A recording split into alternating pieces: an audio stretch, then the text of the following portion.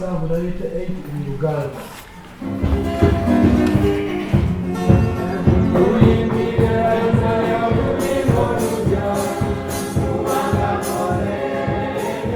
My name is Rabbi Gershom and I'm the spiritual leader of the Abayudaya Jewish community of Uganda.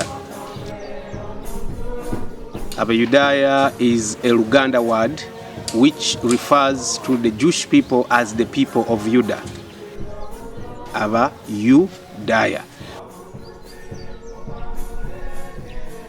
It is a community of native Ugandans who chose Judaism in 1919.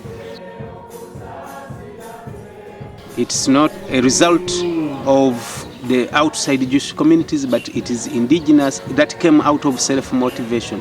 So what makes our community unique is the history.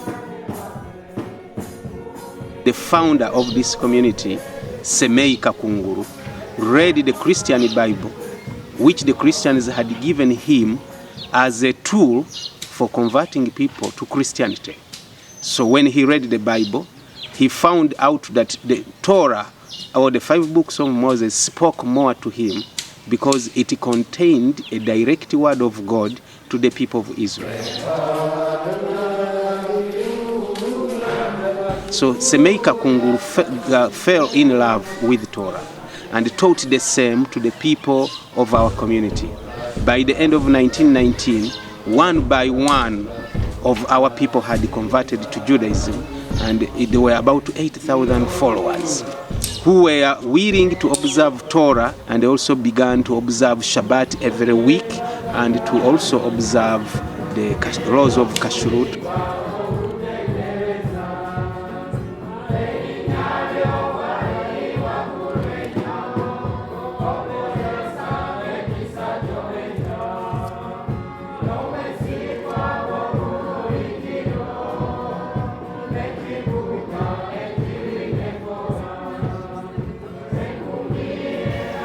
The community faced many challenges after the death of Semei Kakunguru in 1928.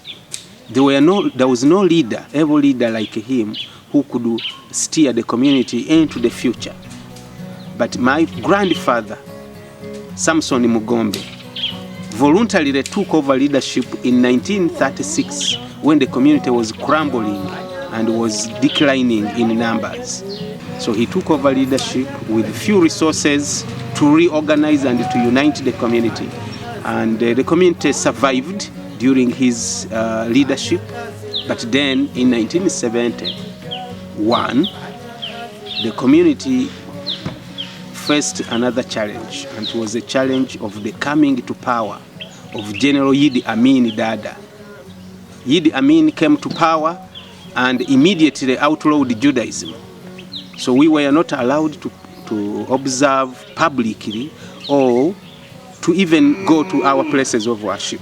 So I grew up during Idi Amin's regime, and it was very difficult because there was too much discrimination, there was too much mistreatment even in schools. As a child, we were forced to go to Christian services, and if we refused, they would sing insults at us, calling us Christ killers. And that made it very difficult. My father used to pray for the defeat of Idi Amin. And it eventually came on the 11th day of April 1979. And it was the first day of Passover when Amin was defeated, and the new government immediately declared freedom of worship.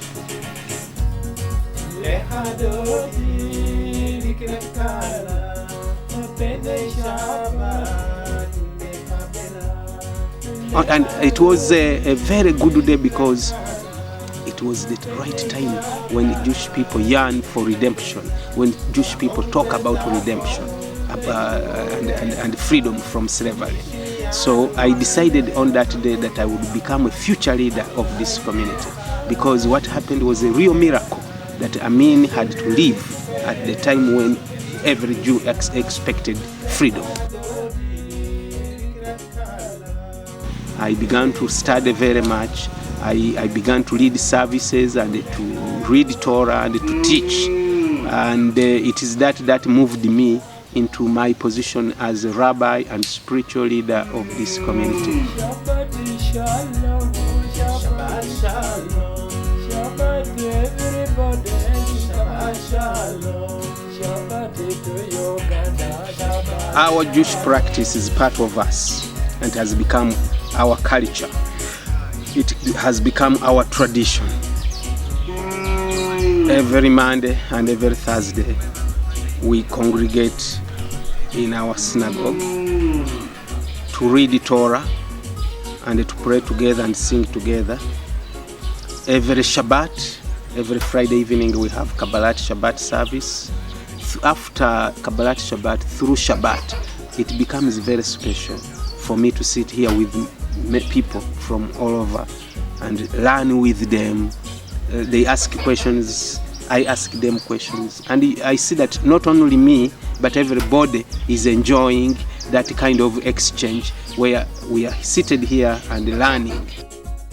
I started a yeshiva educating young people here in this community to become potential spiritual leaders, so that I am not the only one to be the spiritual leader in Africa, so that I can give opportunity to other young people to become leaders of their respective communities. So the yeshiva is becoming a stepping stone for the future of Judaism in Africa.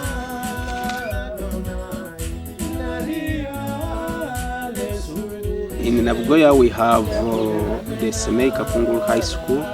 We also have the Hadassah Primary School, which are schools that give opportunity to our children to learn Judaism and the Hebrew language besides the other subjects. We have actually a lot that we do together that brings us together and that defines our community as a Jewish community. And our people, our neighbors admire the fact that we are able to do this without any much effort, but with love and with pride. So Judaism has become part of us.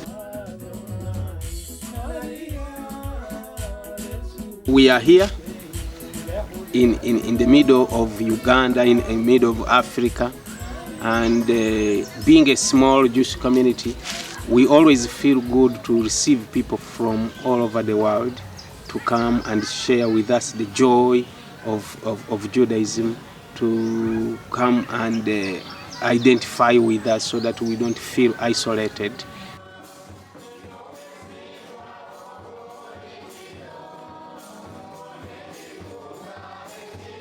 So I invite everybody out there who is willing and interested in coming to visit to please come and visit, because that does us good. I'm looking for people who are able to make changes in this community, positive changes, like volunteers who can come here and help us teach in our Beit Midrash, teach in our schools, and volunteers who can even raise awareness for our community in other Jewish communities, because the more we are known and received and accepted by the bigger Jewish world, the more stronger we will become, and the more strong Judaism will become here in Africa. And our community continues to grow in number and also in knowledge and in strength, because of the support we get from our brothers and sisters outside of here. We live in a bigger Jewish world now. It's no longer a smaller Ugandan Jewish world.